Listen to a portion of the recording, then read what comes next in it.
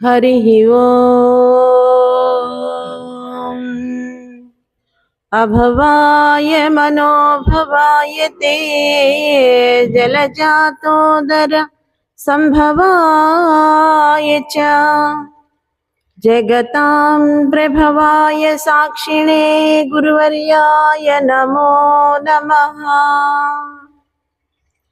नीलातुङ्गस्तनगिरितटे सुप्तमुद्बोध्य कृष्णं पाराद्यं स्वं श्रुतिशतशिरः सिद्धमध्यापयन्ति सोच्छिष्टायां सृजनिगलितं या बलात्कृत्य भुङ्क्ते गोदा तस्यै नम इदमिदं भूय एवास्तु भूयः।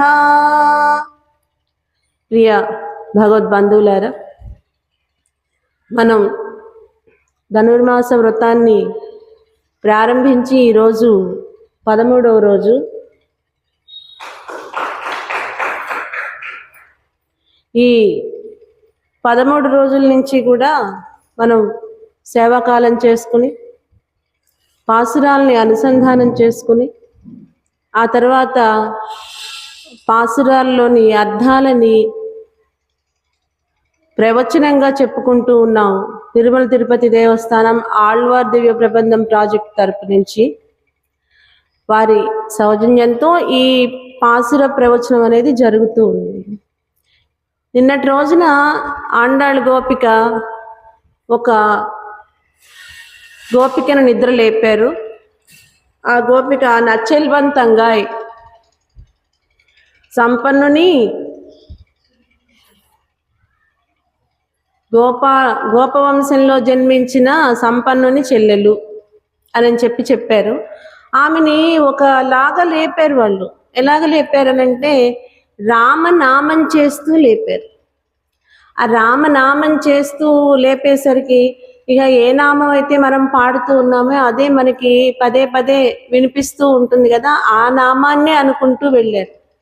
రాముడు మనోభిరాముడు, ఆయన చాలా సౌందర్యంగా ఉంటాడు. ఇలాగా రాముని యొక్క గుణగణాలను కీర్తిస్తూ వెళుతూ ఉన్నారు. వెళుతూ ఉండేసరికి మధ్యలో వీళ్ళకి చాలా మంది ఉన్నారు కదా, చాలా మంది గోపికలు. ఇప్పటికి ఎంతమందిని లేపారు వీళ్ళు? 6వ పాసురం నుంచి లేపుతూ వస్తున్నారు కదా, ఇప్పుడు 7వ గోపిక లేపుతూ ఉన్నారు. ఈ గోపిక 8వ ఇవాళ గోపిక 8, నిన్న 7వ గోపికను లేపారు కదా. వీళ్ళందరూ కలిసి వెళ్తూ ఉన్నారు. ఈ కలిసి వెళ్తూ ఉన్న సమయంలో ఒక చిన్న ఇది జరిగింది.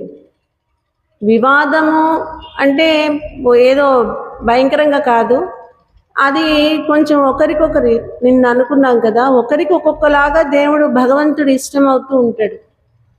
అలానే రాముని గానం చేస్తూ ఉంటే ఆగండి ఆగండి, మనం ఎక్కడున్నాం? ద్వాపర యుగంలో రేపల్లెలో ఉన్నాం. మనం ఎవరిని కీర్తించాలి? శ్రీకృష్ణుణ్ణి కీర్తించాలి.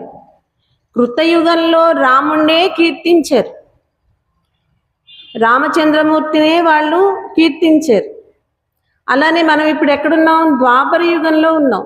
ద్వాపర యుగంలో ఉన్న మనం ఎవరిని కీర్తించాలి? శ్రీకృష్ణుణ్ణి కీర్తించాలి.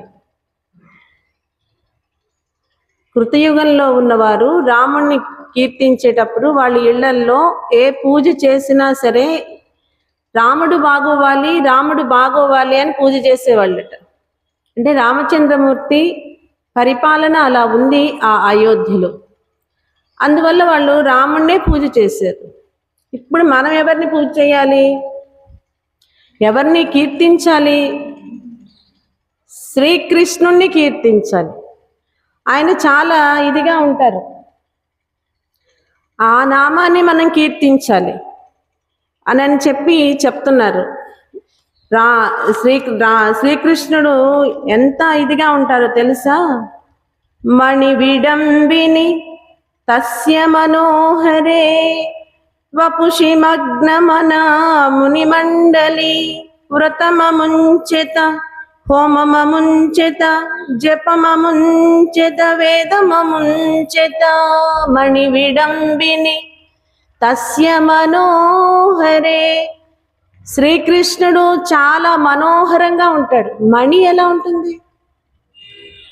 మణి అనేది మనకి తెలుసా? చెప్పుకుంటూ ఉంటాం. మామూలుగా మనం మణి అనేది మనకి ఎలా చూపిస్తారంటే ఒక గాజు పరికరం కింద చూపిస్తారు. అది చాలా కాంతులు లైట్ వేసినప్పుడు లేదన్నా వెలుతురు పడ్డప్పుడు అది చాలా కాంతులు వెదజల్లుతూ ఉన్నట్లు మనకి చూపిస్తూ ఉంటారు. ఒక్కొక్కలాగా నీలంగాను, ఆకుపచ్చగానో, రెడ్గానో, ఇలా వైట్గానో, ఇలా కాంతులు వెదజల్లుతూ ఉంటుంది అక్కడున్న వెలుతురుని పట్టి. అలాగా కాంతులు వెదజల్లుతూ ఉన్నది ఈ మణి. అది చాలా మనోహరంగా ఉంది. ఎవరా మణి అంటే శ్రీకృష్ణ మణి.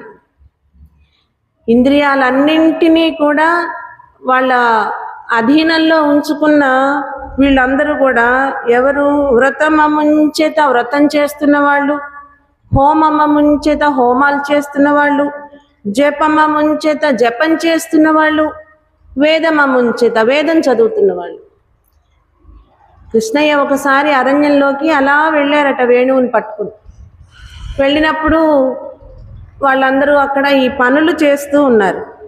వ్రతం చేస్తూ ఉన్నారు, హోమాలు చేస్తూ ఉన్నారు, తర్వాత జపం చేసుకుంటూ ఉన్నారు, వేదాలు చదువుకుంటూ ఉన్నారు. అంటే వాళ్ళు ఒక పనిలో నిమగ్నమై ఉన్నారు.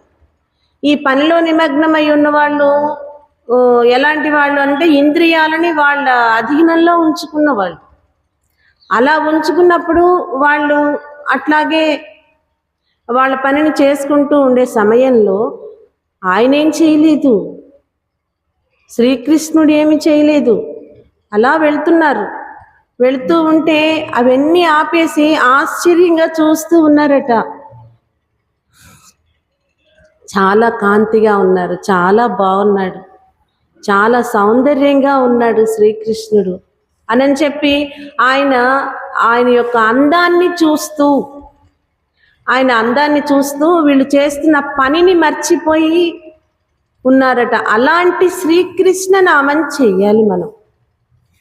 అలాంటి శ్రీకృష్ణ నామం చెయ్యాలి, శ్రీకృష్ణుని మనం కీర్తిద్దాం అని చెప్పి చెప్తూ ఉన్నారు. అదేంటి రాముణ్ణి కృష్ణుణ్ణి అని చెప్పి చెప్తున్నారు? అదేంటి కృష్ణుడే అందంగా ఉన్నాడని చెప్తున్నారేంటి? కృష్ణుడు అందంగా ఉండడం ఏంటి? మీరే చెప్పుకుంటుంటారు కదా నల్లవాడు అని చెప్పి.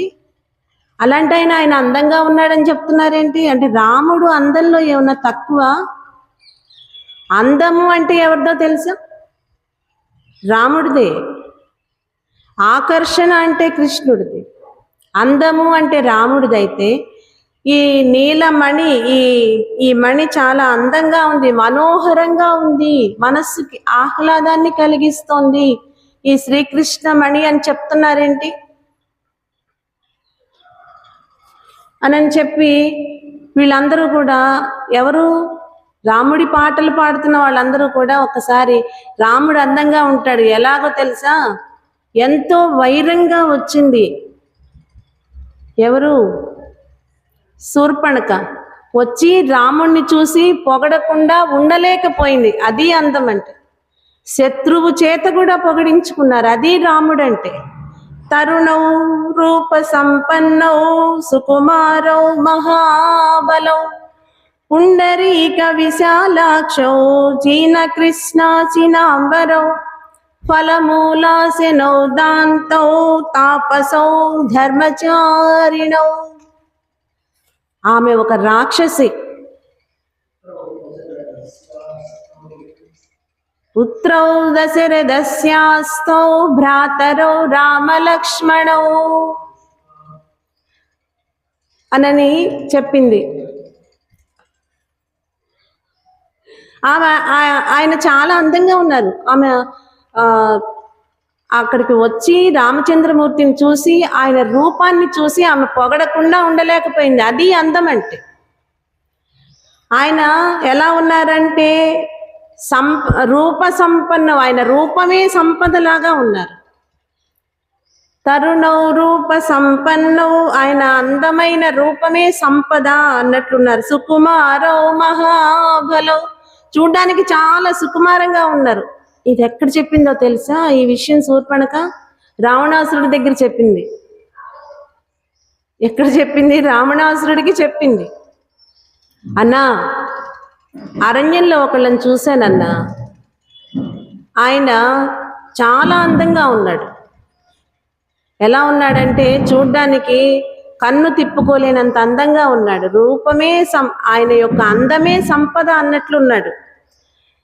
మళ్ళీ అలా ఉన్నాడు కదా అని చెప్పి ఆయన ఏమన్నా ఇదిగా ఉండి రాజసంగా ఉండి అందంగా ఉంటారనుకున్నావేమో. సుకుమారంగా ఉన్నాడు, చాలా సుకుమారంగా ఉన్నాడు ఆయన. మహాబలం, చాలా బలవంతుడు కూడా అన్నావు. పుండరీక విశాలాక్షో, కన్నులున్నాయి. ఎంత బాగున్నాయో ఆ కన్నులు, చాలా బాగున్నాయి. ఆ తామర యొక్క రేకులు ఎలా ఉంటాయో ఆయన కన్నులు అంత అందంగా ఉన్నాయి. పుండరీక విశాలాక్ష, విశాలంగా కూడా ఉన్నాయి. అలాగా చీన కృష్ణ చినాంబరం, మళ్ళీ అవేవో ఏవేవో మళ్ళీ ఏదో ఖరీదు కలిగిన బట్టలు కట్టుకోవడం వచ్చిన కళ అనుకుంటామేమో. ఆయన నార వస్త్రాలు ధరించి ఉన్నారు. ఆయన అరణ్యవాసానికి వెళ్ళేటప్పుడు నార వస్త్రాలే కదా ధరించారు. ఆ నార వస్త్రాలు ధరించి ఉండి ఆయన అందంగా ఉన్నారు. ఏంటి ఆయన తినేది? ఏమైనా డ్రై ఫ్రూట్స్ లేకపోతే ఇంకేమైనా షేక్స్ ఇలా ఏమైనా తింటున్నారా? ఆయన ఏం తింటున్నారు? అంత అందంగా ఉన్నారు. అంత అంటే ఆ రాక్షస స్త్రీ కూడా వర్ణింపతగినంత సౌందర్యంగా ఉన్నారు రామచంద్రమూర్తి అని అంటే ఆయన ఏం తింటున్నారు? ఆయన ఏమైనా హెల్దీ ఫుడ్ కోసం లేకపోతే అందంగా ఉండటం కోసం ఆయన ఏమైనా చేస్తున్నారా? ఫలమూలాసెనోదాంతో, ఆయన దుంపలు తింటూ ఉన్నారు, కందమూలాలు తింటూ ఉన్నారు. అరణ్యంలో చాలా బలంగా ఉన్నారు. తాపసౌ ధర్మచారిణౌ, తపస్సు చేసి ఆయనలాగా ఉన్నారు, కానీ ఆయన ధర్మాన్ని ఆయన పాటిస్తూ ఉన్నారు. భ్రాతరౌ రామ లక్ష్మణు, వాళ్ళిద్దరు ఉన్నారన్నో, ఒక్కళ్ళు కాదు. రామచంద్రమూర్తి అందంగా ఉన్నారు, ఆయన పక్కన ఇంకొక ఆయన కూడా ఉన్నాడు, లక్ష్మణస్వామి కూడా ఉన్నారు. ఇలాగా ఒక రాక్షస స్త్రీ అని ఎన్నిసార్లు ఎందుకు చెప్తున్నానంటే, ఆ ప్రవృత్తి కలిగిన వాళ్ళకి ఎంతసేపు ఏం కనిపిస్తుంది అని అంటే వాళ్ళల్లో ఉన్న బ్యాడ్ క్వాలిటీసే కనిపిస్తాయి. మనలో ఏ ఉన్నాయో అవి అవతల వారిలో కూడా ఉన్నాయి అనిపిస్తూ ఉంటుంది. నన్నే చూస్తున్నారేమో, నన్నే ఏమన్నా గేలు చేస్తున్నారేమో, నేను బాగా చదవలేదు అనుకుంటున్నారేమో. అసలు ఎవరిదోని వాళ్ళు చదువుకుంటూ ఉంటారు, కానీ బాగా చదవలేదు నేను అనే ఫీల్ మనకుండి వాళ్ళు అనుకుంటున్నారని మనం అనుకుంటాం. అట్లానే ఈమె అక్కడ అరణ్యంలో ఉన్న వారందరూ కూడా రాక్షస ప్రవృత్తి కలిగిన వాళ్ళే అని చెప్పి అనుకునే ఈమెకి ఈ రామచంద్రమూర్తి కనిపించినప్పుడు ఈయన సౌందర్యంగా ఉన్నారు అని అనిపించింది. అది రాముడు అంటే. ఏంటి కృష్ణుడు అందంగా ఉన్నారని చెప్తున్నారు మీరు? మళ్ళీ ఇంకేదో హోమాలు చేసేవాళ్ళు, తపస్సు చేసేవాళ్ళు అందరూ కూడా అలా ఆపేసి చూస్తున్నారని చెప్తున్నారు. వాళ్ళు ఆల్రెడీ దేనికోసం చేస్తున్నారు? నారాయణమూర్తి కోసమే హోమాలు, పూజలు, తపస్సులు, వేదాలు చేస్తూ ఉన్నారు. అలాంటప్పుడు కృష్ణయ్య కనిపించినప్పుడు, ఇప్పుడు మనం ఒక విషయంలో నిమగ్నమై ఉన్నప్పుడు ఆ విషయానికి అధిపతి ఎవరో వారు వచ్చినప్పుడు వెంటనే వాళ్ళని మనం ఒకరి కోసం వెయిట్ చేస్తున్నామండి. మనం ఆ వెయిట్ చేస్తున్నప్పుడు ఒక 10 మందిలో ఆ వ్యక్తి వచ్చినప్పుడు వెంటనే మనం వాళ్ళని చూసి మీకోసమేనండి ఇందాకటి నుంచి వెయిట్ చేస్తున్నామని చెప్తాం కదా. అలానే వాళ్ళు తపస్సులు, హోమాలు, యజ్ఞాలు, వేదాలు ఎవరి కోసం చేస్తున్నారు? కృష్ణుడి కోసం చేస్తున్నారు. అలాంటప్పుడు కృష్ణుడు కనిపించినప్పుడు వాళ్ళందరూ కూడా మనం పూజ చేస్తున్న కృష్ణయ్య వచ్చేసరే అని చూశారు. దానిలో ఏముంది? దానిలో ఏముంది? అందంగా ఉన్నాడు కృష్ణుడు, కళ్ళు తిప్పుకోలేకుండా ఉన్నాడు కృష్ణుడు, ఇలా చెప్పుకుంటున్నారు మీరు. ఈమె అసలు ఆమె ప్రవృత్తి అది కాదు. ఒకళ్ళని మెచ్చుకునే గుణం లేదు, ఒకళ్ళు నొచ్చుకునేలాగా ప్రవర్తించే గుణం తప్ప. అలాంటి ఈమె రామచంద్రమూర్తిని చూసి ఎంత అందంగా ఉన్నాడు ఈయన, ఇంత అందంగా ఎలా ఉన్నాడు అని చెప్పి పొగిడింది చూశారు. మనోభిరాముడైపోయాడు ఆ నిమిషంలో శూర్పణకి రాముడు. అందువల్ల రామచంద్రమూర్తి అందంగా ఉన్నారు. ఇది చెప్పండి. ఇప్పుడు కృష్ణుడు అందంగా ఉన్నారని చెప్పుకుంటే కుదరదు. ఇక్కడ రెండు అయిపోయినాయి అనిపిస్తుంది కదా. ఈ వివాదంలో మనకేం తెలుస్తుంది? కృష్ణుడు అందంగా ఉన్నాడు, ద్వాపర యుగంలో ఉన్నాం, రేపల్లెలో ఉన్నాం, కృష్ణుడి గురించి చెప్పండి అని చెప్తున్నారు. కాదు, రామచంద్రమూర్తి అందంగా ఉన్నారు, రామచంద్రమూర్తి ఆయన గుణగణాలు మనం కీర్తించాలి, చెప్పండి అని చెప్తున్నారు. ఇలా వీళ్ళందరూ ఒకళ్ళనొకళ్ళు తగవు అని మనం మామూలుగా అనుకుంటాం. ఒకరి నుంచి ఒకరు స్వామి యొక్క కళ్యాణ గుణాలని వాళ్ళు కీర్తిస్తూ ఒకరినొకరు చెప్పుకుంటూ ఉన్నారు. అది హెల్దీ పోటీ, ఆరోగ్యకరమైన పోటీ, కానీ హర్షడ్ వర్గాలకి సంబంధించిన పోటీ కాదు. వాళ్ళ మధ్య నడుస్తూ ఉన్నది. అలా నడుస్తూ ఉన్న సమయంలో ఇది ఎంత దాకా రాముడు గొప్పవాడు, కృష్ణుడు గొప్పవాడు, రాముడు గొప్పవాడు, కృష్ణుడు గొప్పవాడు, ఇలాగా నడుస్తూ ఉన్న సమయంలో వీళ్ళలో ఉన్న ఎవరో ఉంటారు కదా, అంటే ఎలాగా కొంచెం పెద్దరికం వహిస్తూ ఉన్న ఒక గోపిక లేచి వాళ్ళతో నడుస్తూ ఉన్న ఆమె అంది, ఓ పిల్లల్లారా ఆగండి, రాముడు గొప్పవాడే, కృష్ణుడు కూడా గొప్పవాడే, రాముడు వేరు కృష్ణుడు వేరు అలా లేదర్రా, ఇద్దరు కూడా ఒకళ్ళే. ఈ విషయం ఎవరు చెప్పారో తెలుసా? యశోదాదేవి చెప్పింది. ఒక రోజట యశోదాదేవి ఆమె కృష్ణయ్యని ఉయ్యాలలో వేసి ఊపుతూ ఉంది. పిల్లల్ని ఎక్కడేసి ఊపుతాం? ఉయ్యాలలో ఊపుతూ ఉంది. ఆ ఉయ్యాల్లో ఊపుతూ ఉన్న సమయంలో జో కొడుతూ ఉన్నప్పుడు ఏం చేస్తాం? పాట పాడుతూ ఉంటాం కదా, ఏదో ఒక పాట పాడుతూ ఉంటాం. సెల్లు పెట్టి ఉయ్యాలి కాదు ఊపడం, సెల్లులో చాలా పాటలు వస్తాయని. తల్లి యొక్క వాయిస్ని పిల్లవాడు వినాలి. దానిలో ఒక మమత ఉంటుంది, అనురాగం ఉంటుంది, ప్రేమ ఉంటుంది, ఆప్యాయత ఉంటుంది. సెల్ పెట్టి పాటలు వినిపిస్తున్నానండి అని చెప్పి చాలా మంది చెప్తూ ఉన్నారు. ఇప్పుడు ఈ సమయంలో అది అయ్యుండొచ్చు, తల్లికి పాట రాకపోవచ్చు, కానీ ఆ తల్లికి ఈ పిల్లవాడు ముద్దే కదా, మంచి పాటలు వింటాడు నా కొడుకు అని చెప్పి పాటలు పెట్టుండొచ్చు. కానీ తల్లి కూడా పాడాలి. జోజో కమలదలేక్షణ జోజో మృగరాజ మధ్య జోజో కృష్ణ, ఇలాగా జో కొడుతూ యశోదాదేవి చక్కగా ఉయ్యాల ఊపుతూ పాడుతూ ఉంది కృష్ణయ్యని. అలా ఆమె పాడితే గాని ఈయన నిద్రపోడు, అలా అలవాటు చేసుకున్నాడు ఈ కృష్ణయ్య. అలవాటు చేసుకుని ఆయన ఒకరోజు ఆమె ఊపుతూ ఉంది, ఒకరోజు ఉయ్యాల ఊపుతూ నాన్న నీకు కథ చెప్తా అని చెప్పి రామో నామ బబువా అని చెప్పింది. రాముడనే ఒక బాలుడున్నాడు అని చెప్పింది. తదబల సీతేతి, తన భార్య సీత. అలానే తౌ పితుర్వచ పంచవటి వనే విహారత, తన తండ్రి అయిన దశరథుని వాక్కుల కోసం వన విహారానికి వెళ్ళాల్సి వచ్చింది, వనవాసానికి వెళ్ళాల్సి వచ్చింది.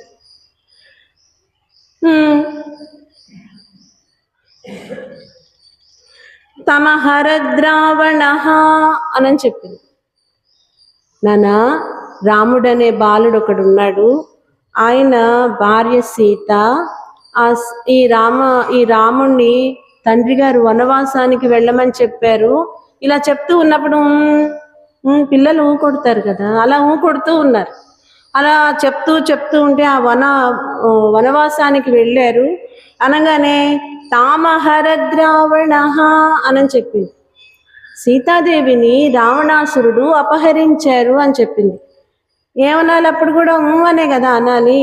అప్పుడు ఆయన అలా అలా చాలా కోపం వచ్చిందట. సౌమిత్రే క్వా ధనుర్ధనుర్ధనురితి అని గట్టిగా అరిచేశారట. లక్ష్మణ ఎక్కడున్నావు, ధనస్సేది ధనస్సేది అని అరిచారట. ఎవరు అరిచారు, ఎక్కడ అరిచారు? ఉయ్యాలలో ఉన్న చిన్న బాలుడు శ్రీకృష్ణుడే. ఆయన ఇలా వింటూ ఆ కొడుతూ కొడుతూ కొడుతూ కథలో లీనమై ఆ సీతాదేవిని తీసుకుని వెళ్ళాడు రావణాసురుడు అని వినంగానే వెంటనే తను ఒక్కసారి లేచి నా బాణాలేవి లక్ష్మణ అని చెప్పి గట్టిగా అరిచారట. సీత యశోద ఎన్నిసార్లు భయపడిందో, ఎన్నిసార్లు భక్తిగా స్వీకరించిందో ఆ చిత్రాలన్నీ ఆమెకే తెలుసు. ఈ యశోద ఎవరో తర్వాత తెలుసుకుందాం మనం. అలా అనేసరికి మనకి ఇప్పుడు ఏమర్థమవుతుంది? రాముడు ఒకటే, కృష్ణుడు ఒకటే, ఇద్దరిని కీర్తిద్దాం. ఇద్దరిని కీర్తిస్తూ మనం ఈ వ్రతాన్ని సాగిద్దాం. రాముడు మంచివాడు, రాముడు గొప్పవాడు, అందగాడు, గుణములు కలిగిన వాడు. కృష్ణుడు మంచివాడు, అందగాడు, అందరినీ రక్షించువాడు. ఇలాంటివన్నీ చెప్పుకుంటూ ఒకళ్ళనొకళ్ళు ఇలాగ వద్దు, ఇద్దరిని కీర్తిద్దాం అని చెప్పి ఈరోజు పాసురాన్ని అనుసంధానం చేసుకుని ఎలాగ ఇద్దరిని కీర్తిస్తూ వ్రతస్థలానికి చేరారో తెలుసుకుందాం.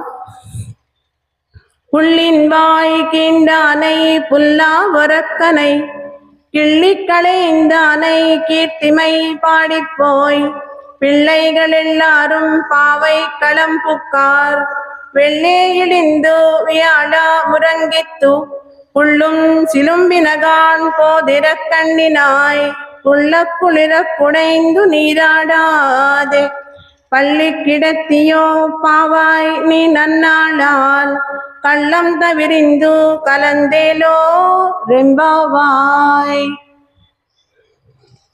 ఇలాగ చెప్తున్నారు. పుల్లిన్వాయ్ కీండానై, అసుర ఆవేశం కలిగిన కొంగ ఒకటి నది ఒడ్డున ఉన్నది. ఆ నది ఒడ్డున ఉన్న కొంగని ముక్కు చీల్చి సంహరించిన శ్రీకృష్ణుడి యొక్క నామాన్ని కీర్తిద్దాం అని చెప్తున్నారు. ఆ తర్వాత పుల్లా వరక్కనై కిళ్ళి కళైందానై, దుష్ట రావణుణ్ణి సంహరించిన రామచంద్రమూర్తిని కీర్తిద్దాం. అసుర ఆవేశం కలిగి నది ఒడ్డున ఉన్న కొంగ ముక్కును చీల్చిన శ్రీకృష్ణుణ్ణి కీర్తిద్దాం. దుష్ట ప్రవృత్తి కలిగిన రావణాసురుణ్ణి సంహరించిన రామచంద్రమూర్తిని కీర్తిద్దాం. ఇలాగ చెప్తున్నారు వీళ్ళు.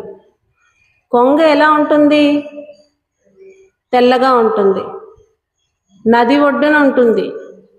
ఎలాగా ఉంటుంది? ఇంకా జపం చేసుకుంటూ ఉన్నట్లు ఉంటుంది. అంటే కొంగ జపం అంటారు కదా, అందుకు చెప్తున్నాను. అంటే చాలా నిశ్శబ్దంగా ఏదో ఒకటి దేనికోసం అది ఆలోచిస్తున్నట్లు ఉంటుంది. అలా ఉండి ఆ నది ఒడ్డు దగ్గరికి తుళ్ళుతూ ఆడుతూ వచ్చిన చేప పిల్లలు ఉన్నాయి చూసారా? ఆ ఒడ్డు దగ్గరికి రాగానే ఏం చేస్తున్నది? తక్కువని వేసేస్తుంది. అందుకే కదా అది నది ఒడ్డున ఉండేది. అలాగా. కానీ పైకి చూడ్డానికి ఎలా ఉంటుంది? తెల్లగా స్వచ్ఛంగా ఉంటుంది. ఈ తెల్లగా స్వచ్ఛంగా ఉన్న ఈ కొంగకి లోపల ఒక బుద్ధి ఉంది కదా, తన ఆహారం కోసం మౌనంగా ఉంటుంది. అంటే తన పని అయ్యే వరకు ఏదో అంటారు కదా, వెనకే తిరుగుతారు. పని అయిపోయిన తర్వాత మీరెవరో మేమెవరో, అప్పుడేదో అవసరమై వెళ్ళామని పొద్దుగూకులు పొగడాలా ఏంటి అన్నట్లుంటారు. దీన్ని కూడా ఏమంటారు? అసుర ప్రవృత్తే అంటారు. అలాంటి అసుర లక్షణం కలిగి అసురుడు రాక్షసుడు ఆవహించి ఉన్నాడట ఆ కొంగకి. ఏం చేస్తాడు? దాంట్లో ఆవహించి చేసేదేంటి? పూతనేమో డైరెక్ట్గా వచ్చారు, తృణావర్తుడేమో గాలిలాగా తీసుకుని వెళ్ళిపోయారు. ఈ కొంగ ఏం చేస్తుంది ఇప్పుడు? కొంగ ఎలాగా దానికి రాక్షసుడు ఆవహించి ఏం చేస్తాడు? మన కృష్ణయ్య ఎక్కడ ఆడుతుంటాడు? ఆడితే గోపబాలుడితో, తిరిగితే గోపికలతో. గోపికలతో ఎక్కడ తిరుగుతారు? ఊళ్ళో బజార్లలో తిరుగుతుంటే ఊరుకుంటారా? పిల్లలు ఆట స్థలం ఎన్నుకుని ఆ స్థలం దగ్గరికి వెళ్తారు. మనందరికీ తెలిసిన విషయమే కదా. అట్లానే ఈ గోవుల వెంట, గోపాలుర వెంట పొలాలకు వెళ్ళి ఆడుకుంటుంటాడు కృష్ణయ్య. ఈ ఆడపిల్లలు, ఈ గోపికలు వీళ్ళందరూ పొలాల దగ్గరికి రాలేరు కదా, యమునా నది దగ్గరకు వచ్చి ఆడుకుంటుంటారు. అందువల్ల కృష్ణయ్య ఎక్కడ తిరుగుతుంటాడు? ఆ యమునా నది ఒడ్డున తిరుగుతుంటాడు. ఆ నది ఒడ్డుకి ఎప్పుడైతే ఆయన చేరారో వెంటనే అది ఆ కృష్ణయ్యని ఇప్పుడు ఈ చేప పిల్లని గనక టక్మని వేసేసినట్లుగా వేసేయొచ్చు అని అసురుడు అక్కడ ప్రవేశించాడనమాట. ఆ కొంగలోకి ప్రవేశించాడు. వెళ్ళారు. ఇప్పుడు మాయ తెలిసిన వాడికి, మాయని సృష్టించే వారికి మాయని కనుక్కోవడం చాలా సులువైన పద్ధతి కదా. అది ఆయన 6 రోజుల పిల్లాడప్పుడే తెలుసుకున్నారు. వెన్నతో పెట్టిన విద్య అన్నట్టు. అట్లానే ఈ కొంగేంటి ఎంత నిశ్శబ్దంగా, ఎంత ప్రశాంతంగా, హాయిగా, అలాగే తపస్సు చేస్తూ ఉన్న వాళ్ళలాగా ఉండిపోయింది అనే విషయం కృష్ణయ్య కనిపెట్టారు. పెట్టి ఏంటో ఇది చూద్దామని చెప్పి దాని దగ్గరికి వెళ్ళారు. అయిపోయారు, ఇంకేముంది అని చెప్పి వెంటనే తన పెద్ద నోటిని తెరిచి కృష్ణయ్యని మింగేసి కొంగ మింగంగానే అక్కడున్న తనతో ఆడుతున్న బలరాముడు, మిగిలిన వాళ్ళందరూ కూడా అయ్యో అయ్యో అయ్యో ఎలాగా, ఏంటి అసలు ఏం జరుగుతోంది ఇక్కడ అని చెప్పి వాళ్ళు కంగారు పడిపోయారు. ఏం చెప్పాలి వాళ్ళు? ఇప్పుడు మనతో ఆడుకుంటున్న పిల్లలు ఒకళ్ళు మిస్ అయితే మీరందరూ కలిసి వెళ్ళారుగా, ఈ పిల్లాడు ఏమయ్యాడు అని అడుగుతారు కదా. అట్లనే వీళ్ళు కూడా భయపడ్డారు. ఆయన లోపలికి వెళ్ళి దావాగ్నిలాగా తయారయ్యారు. అగ్నిలాగా తయారవ్వగానే లోపలది ఈముడ్చుకోలేక బయటికి గ్యాస్ వస్తే ఏం చేస్తాం మనం? అసలు ముందు వెళ్ళిపోతే బయటికి ప్రశాంతంగా పడుకుంటా, వెళ్ళిపోతే అని అనుకుంటాం కదా. అగ్ని అంటే గ్యాసే కదా. ఆ రూపంలో మారారు ఆయన. వెంటనే అది బయటికి వదిలేసింది, బయటికి వచ్చేసారు. వచ్చాడమ్మా, రక్షించబడ్డాం అని చెప్పి పిల్లలందరూ అనుకున్నారు. ఆ తర్వాత ఎప్పుడైతే ఆయన బయటికి వచ్చారో కొంగ యొక్క ముక్కుంది చూసారా, తన కాలి బొటన వ్రేలితో ఒక కింద వైపు ముక్కు కొసని పట్టుకొని పైన వైపు కొసని తన చేత్తో లాగి చీల్చి సంహరించేశారు, చనిపోయారు. బకాసుర వధ మనం ఇప్పుడు చెప్పుకుంది. ఇలాగ చేశారు కృష్ణయ్య. అలాంటి గొప్ప శ్రీకృష్ణ నామాన్ని మనం కీర్తిద్దాం. దుష్ట రావణుడు అని చెప్తున్నారు. రావణాసురుడు అంటే సరిపోతుంది, మనకు అర్థమైపోతుంది విషయం. దుష్ట రావణుడు అని అంటే ఒకసారి చెప్తాం వినాలి, 2 సార్లు చెప్తాం వినాలి, 3 సార్లు చెప్తాం వినాలి. ఇది మంచిది కాదు, ఇది మంచిది, నువ్వు ఇలా ఉంటే ఇబ్బంది పడతావు, ఇలా ఉండు, నువ్వు ఇలాగా ఉండాలి సమాజంలో, ఇలా ఉండకూడదు, ఇలా చెప్తాం. వింటారా? బాగుంటారు. వినలేదనుకోండి రావణాసురులాగా అవుతాం. అవన్నీ మన జీవితాల్లోకి మనం గనక ఆలోచించుకుంటే వచ్చే చిన్న చిన్న సమస్యలే అవన్నీ కూడా.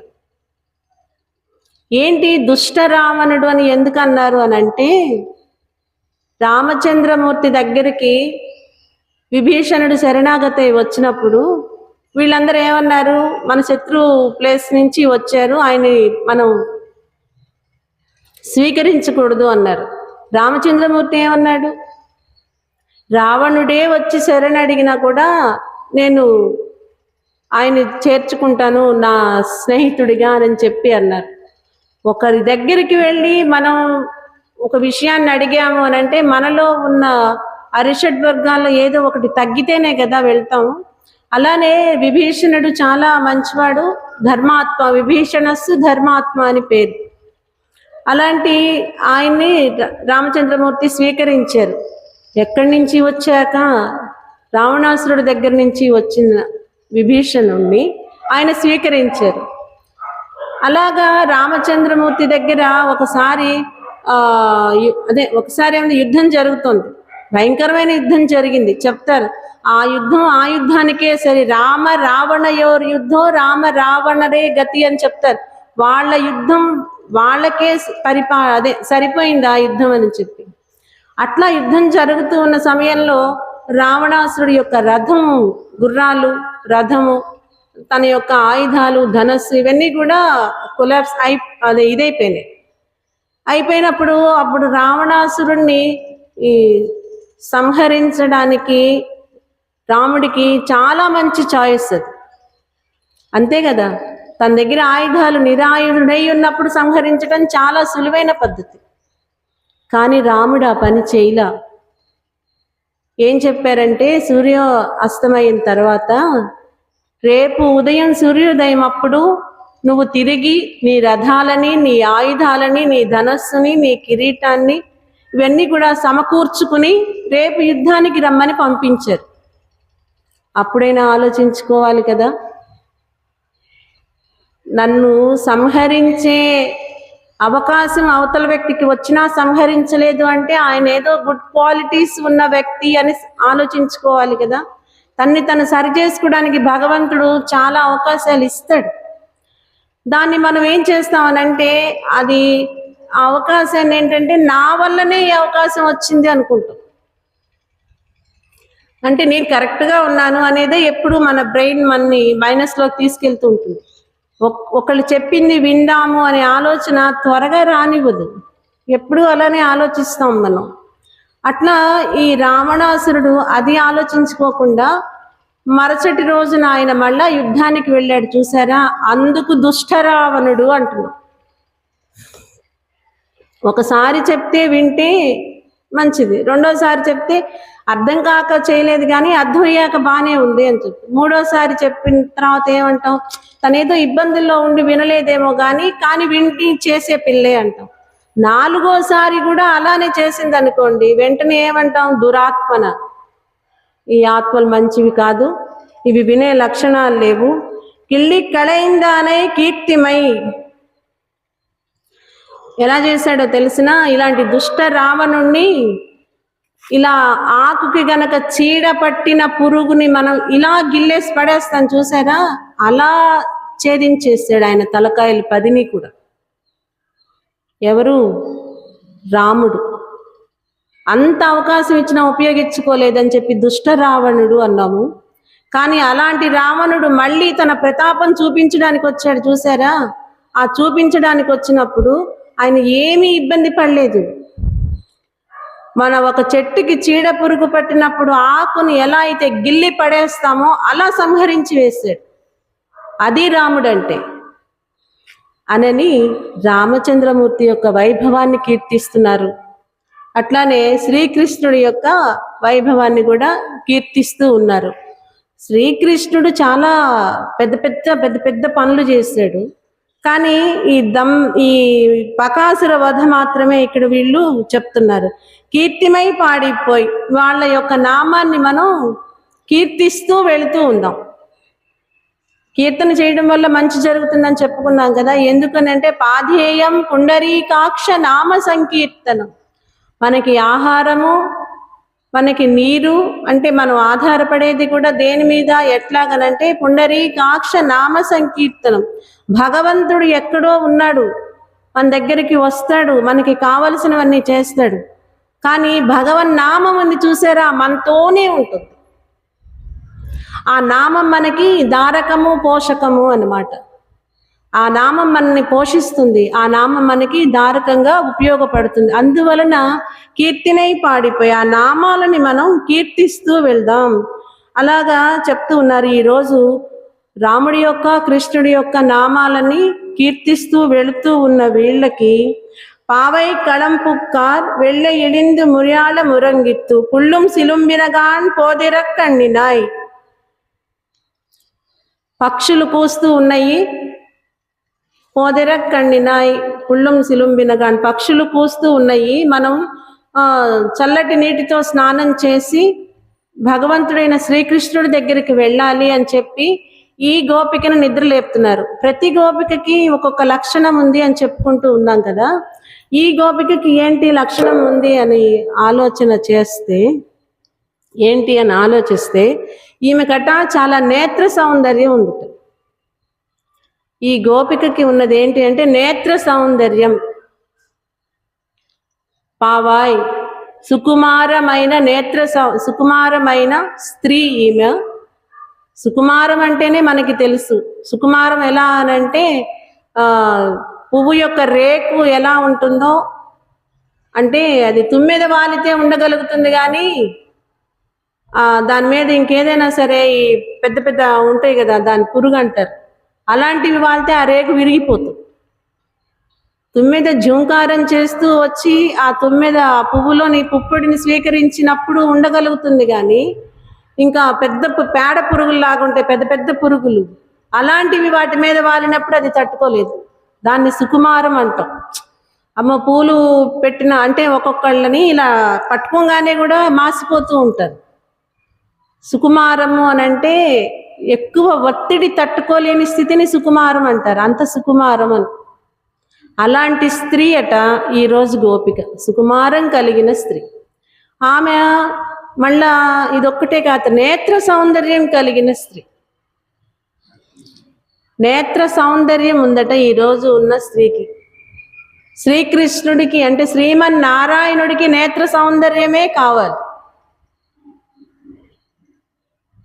శ్రీమన్నారాయణుడికి నేత్ర సౌందర్యం ఉన్న వాళ్ళంటే ఇంకా ఇష్టం అట. వాళ్ళు చాలా అదృష్టం చేసుకున్న వాళ్ళు కదా. నేత్ర సౌందర్యము కలిగిన స్త్రీ. ఆమె కన్నులు చాలా తామరల వలె ఉన్నాయి అని చెప్తున్నారు. తామరల వలె ఉన్న ఆ కంటి సౌందర్యము, లేడి వలె తన చూపులతో, తుమ్మెద వంటి ఇది ఆహారం స్వీకరించేలాగున ఆ కన్నులు చూస్తూ ఉంటాయి. ఎవరిని చూస్తూ ఉంటాయి? తామర అనేది మనకి తెలిసిన విషయమే. ఆ తామర పువ్వులు ఎప్పుడు వికసిస్తాయి? సూర్యుడు వచ్చినప్పుడు వికసిస్తాయి. ఆ సూర్యుడు పెరుగుతూ ఉన్న కొద్దీ తామర మరింత వికసిస్తూ ఉంటుంది. అలా వికసించి ఉన్న దాంట్లోకి ఎవరు వస్తారు? తుమ్మెద వస్తుంది. ఇది మనకి తెలిసిన విషయమే. ఈ గోపిక అలాంటి నేత్ర సౌందర్యం కలిగిన గోపిక. ఆ సౌందర్యం ఎటువంటి సౌందర్యము అనంటే నిరంతరము కూడా నీ పాద కమల సేవయు నీ పాదార్చకులతోటి నెయ్యము నిదాంతా పారభూత దయయును తాపస మందార నాకు దయసేయు కదే. అలాంటి నేత్ర సౌందర్యం కలిగిన గోపిక. నిరంతరం ఎప్పుడు కూడా ఆయన పాద కమలాలని దర్శించడమే. సూర్యుడు చెప్పి మళ్ళీ వెంటనే తీసుకొచ్చి స్వామి యొక్క పాదాలు అని చెప్తున్నారు. ఏంటంటే శ్రీ సూర్యనారాయణ వేద పారాయణ. సూర్యుని మనం వేటిలతో పోలుస్తాం? స్వామి యొక్క చక్షువులతోనే కదా పోలుస్తాం. అట్లానే ఈ గోపికకి ఆ నేత్ర సౌందర్యం ఎలా వచ్చింది అని అంటే స్వామి యొక్క పాదాలని లేడి చూపులలాగా, అలా అంటే ఎప్పుడు కూడా ఆయన పాదాలని చూడాలి అనేది ఉంది. ఆ చూడటం ఎలా చూస్తుంది అని అంటే భయంగా ఎప్పుడు చంచలంగా ఉంటాయి లేడి చూపులు అని చెప్తారు చూసారా. ఎప్పుడు ఆ భయం పోదు. మనకి కొంత సమయం అయ్యాక భయం పోతుంది. భయం పోయి ప్రశ్నించే స్థాయి, మాట్లాడే స్థాయికి వచ్చేస్తాం. అంటే మన శక్తిని అలా పుంజుకుంటాం మనం. కానీ ఈ గోపిక అందుకు సుకుమారం కలిగిన గోపిక అని అన్నారు. కొంతకాలం అయిపోయాక భయం పోతుంది ఏ విషయంలో అయినా సరే. ఆ భయం పోయినప్పుడు ఏమవుతుంది అని అంటే ప్రశ్నిస్తాం. లేదు ఆ భయం పోయాక ఏమవుతుంది అని అంటే ఏదో ఠాలాటోలి అని అంటారు, అలా తేలికగా తీసేసుకుంటూ ఉంటాం ఏ విషయమైనా సరే. ప్రవేశించినప్పుడు ఉన్నంత భయం తర్వాత ఉండదు. కానీ ఈమె స్త్రీ అని చెప్తున్నారు. ఈ స్త్రీ అని ఎందుకన్నారు అని అంటే సౌకుమార్యం కలిగింది అన్నారు. ఆ సౌకుమార్యం ఎలా ఈమెకి సౌకుమార్యం అని అంటే నిరంతరము శ్రీకృష్ణ నామంతో, శ్రీమన్నారాయణుని నామంతో భగవంతుని యొక్క పాదాలని ఎలా చూస్తుంది ఆమె? లేడిలా చూస్తుందట. లేడినే ఎందుకు పోల్చారు? లేడీ ఎప్పుడూ కూడా ఎటు నుంచి ప్రమాదం వస్తుందో అని చెప్పి బెదురు చూపులతో ఉంటుంది. అందుకని ఆడవారి చూపుల్ని లేడీ చూపులతో పోలుస్తారు. అంటే ఎప్పుడూ ఆ భయాన్ని వీడకూడదు. భయం పోయిందనుకోండి ఏమవుతుంది? భయం పోయిందనుకోండి ఆడవాళ్ళకి ఏమవుతుంది? దుర్గాష్టమి మహర్నవమే.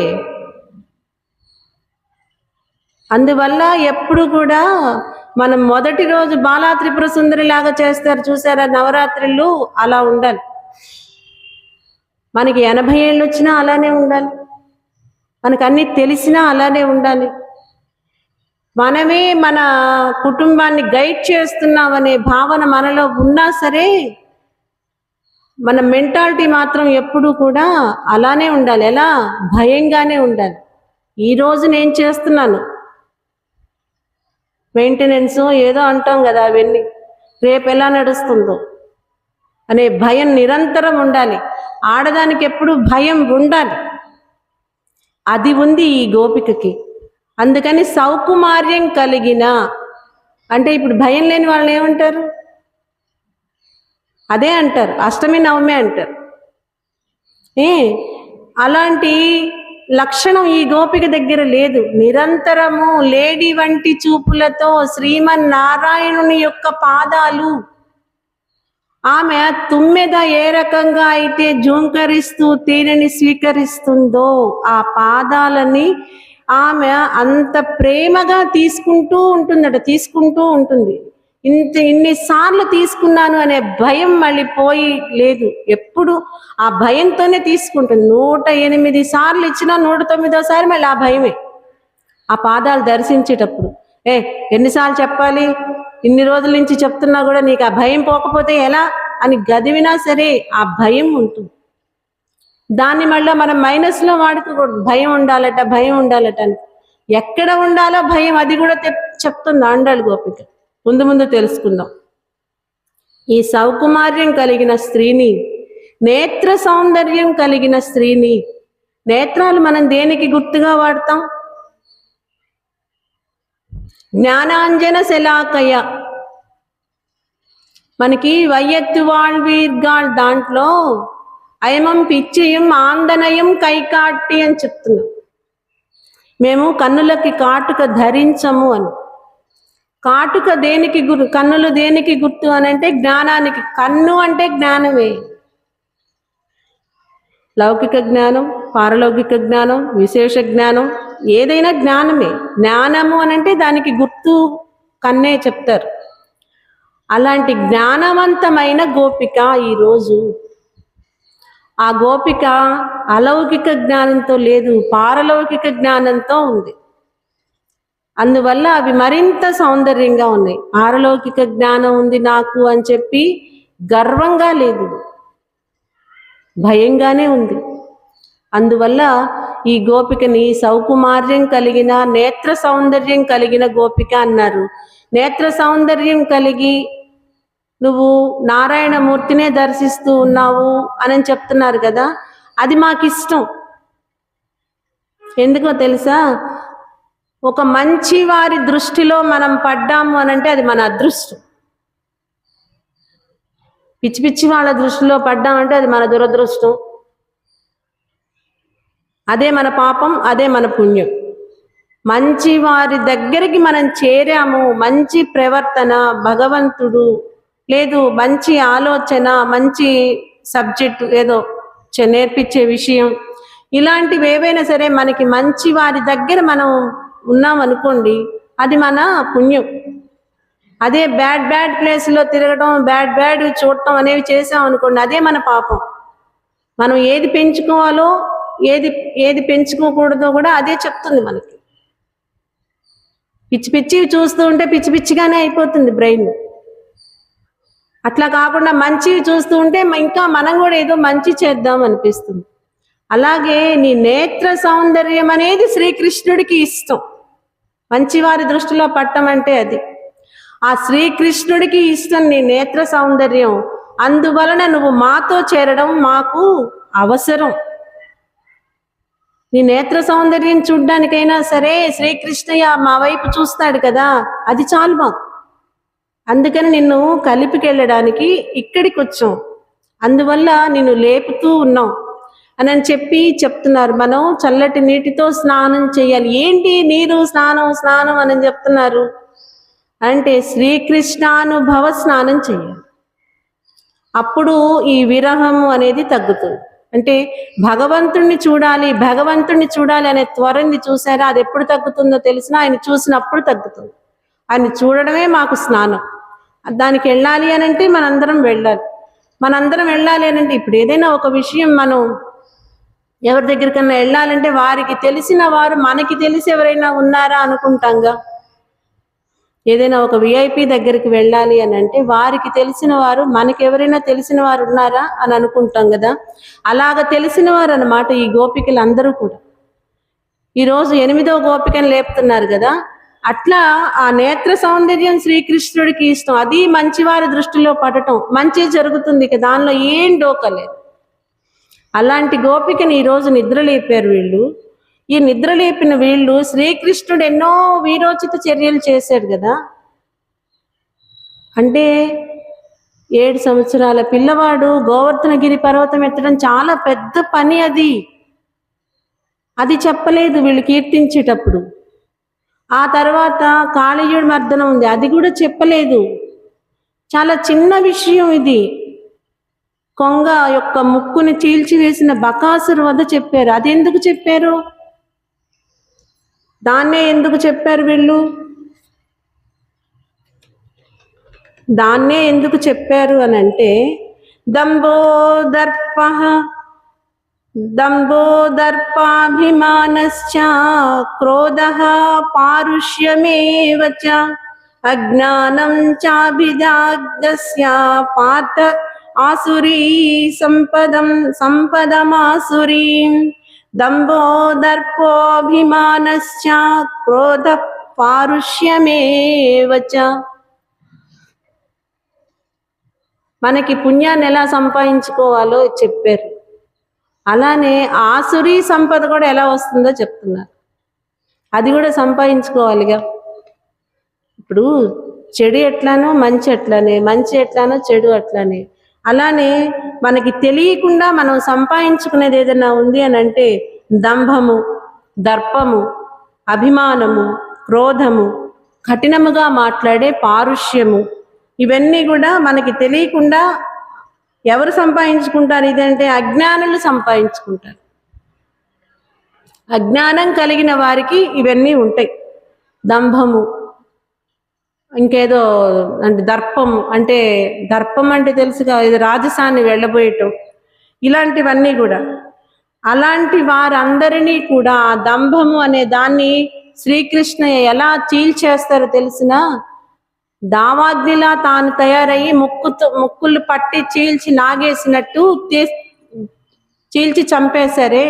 అలా మనలో ఉన్న దంభము, అహంకారము, దర్పము, పారుష్యంగా ఇందాక వీళ్ళు మాట్లాడుకున్నారు కదా. రాముడే గొప్ప, కృష్ణుడే గొప్ప, రాముడిదేముంది, కృష్ణుడిదే ఉంది, కృష్ణుడిదేముంది, రాముడిదే ఉంది, ఇలా మాట్లాడుకున్నారు కదా. ఇవన్నీ కూడా అంటే మంచి విషయాలైనా కూడా ఇవి మళ్ళీ రేపు దేనికో అవుతాయి. అందుకని అలాంటి దంభము ఉండకూడదు, అలాంటి దర్పము ఉండకూడదు,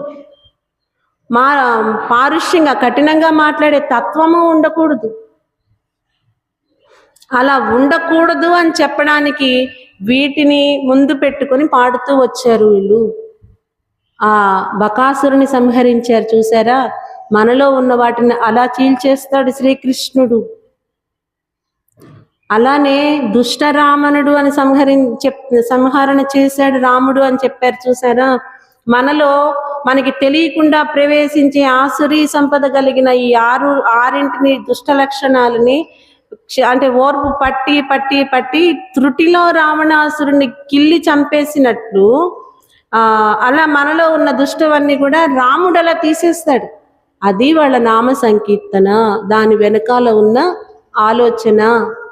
అలాంటి ఆలోచన చేస్తూ నేత్ర సౌందర్యం కలిగిన గోపికని ఈరోజు నిద్రలేపారు. ఈరోజు కూడా ఒక ఆళ్వార్ని నిద్రలేపారు. ఈ ఆళ్వార్ పెరియాళ్వార్ అంటే మనందరికీ తెలుసు, విష్ణు చిత్తుల వారండి, గోదాదేవి యొక్క నాన్నగారు. ఆయన సౌకుమార్యము అనంటే ఎప్పుడూ పూలమాలలని తాను తయారు చేసి రంగనాథునికి వటపత్రసాయి ఆలయంలో వటపత్రసాయికి సమర్పించడం అనేది ఆయనకి నిరంతరము తెలిసిన పని. ఆ సౌందర్యాన్ని చూడటమే ఆయనకి తెలిసిన పని. ఈయన నేత్ర సౌందర్యం ఎందుకు చెప్పారు అనంటే, ఒకసారి ఈ పారలౌకిక జ్ఞానం ఎలా ఉంటుంది, భగవంతుడు ఎలా ఉంటాడు అని చెప్పి రాజుగారు, ఆయన వల్లభరాయ రాజు గారు ఒక పరీక్ష పెట్టారు. పండితులందరినీ పిలుస్తూ ఉన్నారు. ఆ పండితులందరూ కూడా వస్తున్నారు. ఆయన ఎలా చెప్పారంటే, అక్కడ ఒక కోట గుమ్మంలాగా ఉన్నదానికి ఒక ధనం మూటని కట్టారు. ఆ మూటని కట్టి, మీరు గనక చెప్పింది నిజమైతే దానంతట అది ఊడి కింద పడాలి, మేము గనక అందమైన వాళ్ళమైతే ఆకాశంలో నుంచి నీళ్లు పడాలి, వర్షం పడాలి. అలా అవి కూడా ఉన్నాయి కదా. ఆకాశం ఎక్కడ ఉంది, 3 లెక్క పెడితే వర్షం అప్పుడే ఎలా వస్తుంది అనేది కూడా వచ్చింది కదా. అట్లానే నువ్వు చెప్పేది కనుక నిజమైతే ఆ ధనం మూట కింద పడాలి అని చెప్పారు. అందరు వస్తున్నారు, వెళ్తున్నారు, అది అవ్వడం లేదు. ఈ పెరియాళ్వారుల యొక్క విష్ణు చిత్తుల వారి యొక్క స్నేహితుడు ఒక ఆయన ఉన్నాడు. ఆయన వచ్చి, నువ్వు చాలా నిరంతరము భగవద్భక్తితో ఉంటావు కదా, భగవంతుడంటే ఏంటో నీకు తెలుసు కదా, నాకేం తెలుసయ్యా, నేను వటపత్రసాయికి ఆరాధన చేసుకుంటూ ఏదో పువ్వులు సమర్పించుకుంటూ ఉండేవాడిని అని అడిగారు ఆయన. కాదు, నీకు తెలుస్తుంది, పరీక్షకి నువ్వు రావాలి అని చెప్పారు.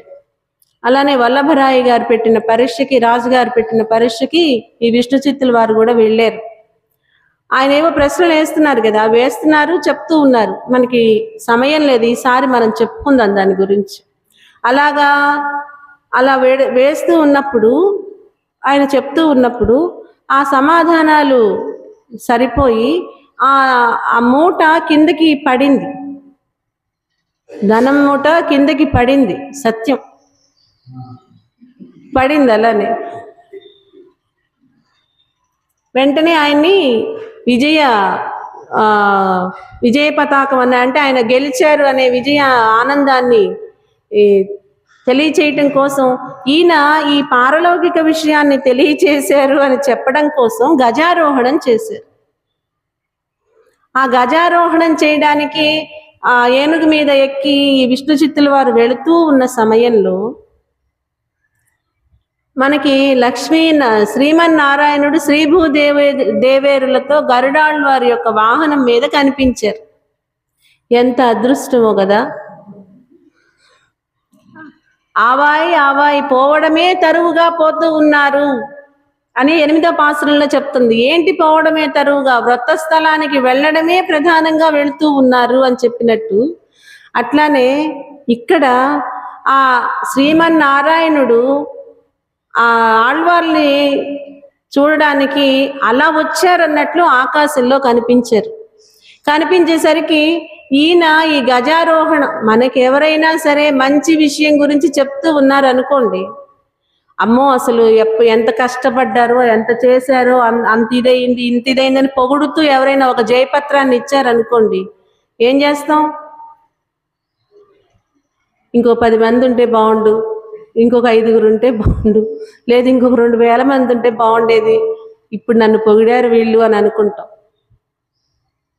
అనుకుంటారు కదా ఎవరైనా. మనం చేసిన పనిని గుర్తించినప్పుడు, ఆ గుర్తించి వ్యక్తి ఒకళ్ళు చెప్తూ ఉన్నప్పుడు దాన్ని మనం ఆరోగ్యకరంగా స్వీకరించాలి, దంభంగా స్వీకరించకూడదు. ఆయన వాళ్ళు చేసిన గజారోహాన్ని స్వీకరించారు, కానీ ఆయనకు అక్కడ దంభం లేదు. అందుకు నారాయణుడు వచ్చాడు.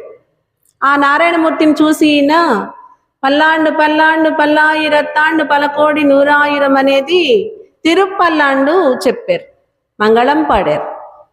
నాయన నువ్వు వచ్చావా స్వామి, నన్ను చూడ్డానికి నువ్వు వచ్చావా? నేనేంటి, అమ్మ శ్రీదేవి భూదేవి కూడా వచ్చారు అని చెప్పారు. అమ్మ నువ్వు వచ్చింది కాక అమ్మవార్లని కూడా తీసుకొచ్చావా స్వామి అని చెప్పి ఆయన చాలా ఆర్తిని చెందారు. అందుకని తిరుపల్లాండు ఈ ప్రబంధాలు మొదలు పెట్టే ముందు దీన్ని సాయిస్తారు అన్నమాట, దీన్ని చెప్తారు. అది కూడా మనం తిరుపల్లాండు ఒక్కొక్కసారి చదువుతూ ఉంటాం ఇక్కడ. అలాంటి తిరుపల్లాండు రచించిన వారు విష్ణు చిత్తుల వారు. అలాంటి విష్ణు చిత్తుల వారు ఆళ్వారు అయ్యి పెరియాళ్వారు అయ్యారు. ఈ పండిద్దరు ఆళ్వార్లో కూడా ఆయన ఒక్కరు. అలాంటి ఆళ్వార్ లక్షణాలు కలిగిన గోపికని ఈరోజు ఆండాళ్ గోపిక మేల్కొల్పారు. రేపటి రోజున ఎటువంటి గోపికను మేల్కొల్పుతారో తెలుసుకుందాం. నామం చెప్పుకొని ముగిద్దాం. ఓం నమో భగవతే వాసుదేవాయ.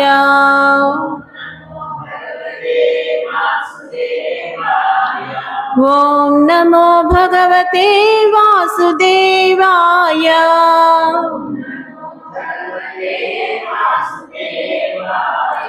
ఓం నమో భగవతే వాసుదేవాయ.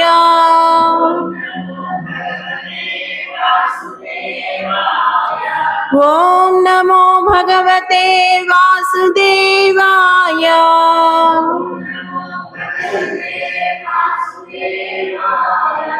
ఓం నమో భగవతే వాసుదేవాయ.